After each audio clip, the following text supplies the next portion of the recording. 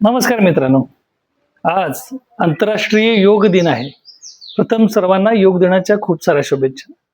मित्रांनो, आहे तो खरं तर पूर्वापासून आपल्या आयुर्वेदामध्ये सांगितलेला आहे. यम, नियम, ध्यान, धारणा ह्या सगळ्या गोष्टी आपल्याकडे सांगितलेल्या आहेत आणि त्यानुसार जर योगा तुम्ही केला तर मनावर आणि शरीरावर आपल्याला कंट्रोल करता येतो, म्हणजे जिंकता येतं.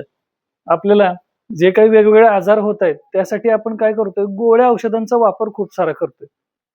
पण जर योग केला, ध्यान केलं, प्राणायाम केलं तर आपलं शरीर आपसुकच आपल्या आजारांना बरं करू शकतं. एवढी शरीरामध्ये आपल्या ताकद आहे. ध्यान, प्राणायाम ही अशी गोष्ट आहे मित्रांनो, 100% ज्यावेळेला आपण प्राणवायू शरीरामध्ये ओढतो, घेतो, त्याला थांबवतो आणि मग सोडतो, त्यावेळेस आपलं जे नेहमी वापरणारं जे फुफ्फुस आहे ते 60 ते 70%च ऑक्सिजन घेत असतं. पण ज्यावेळेला तुम्ही प्राणायाम करता त्यावेळेला 100% ऑक्सिजन घेतल्यामुळे शरीराचं रिपेअरिंग म्हणजे शरीराला पुन्हा चांगल्या पद्धतीने बनवणं ही प्रक्रिया अजून चांगली फास्ट होते.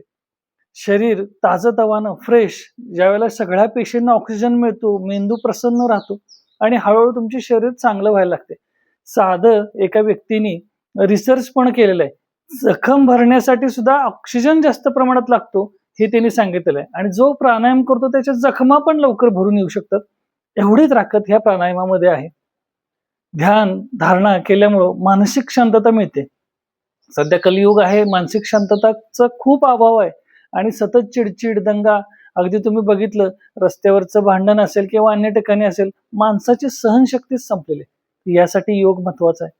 शरीराला योग काय करतो, चपळता देतो, सक्षम बनवतो, लवचिक ठेवतो, की जेणेकरून आपले स्नायू, पेशी, आपले जे काही जॉईंट्स आहेत ते चांगले राहावेत, सुदृढ राहावेत आणि दीर्घकाळ जगण्याचा जो मार्ग आहे तो याच्यामधून मिळतो.